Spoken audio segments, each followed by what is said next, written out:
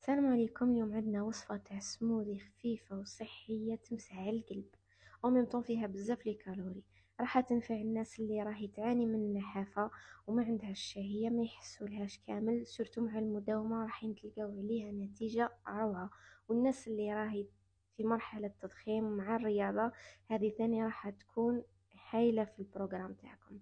الحوايج اللي نحتاجوهم: عندنا حبة بنان، كمية من التمر وكمية من الجوز، تبقى حسب الرغبة تاعكم.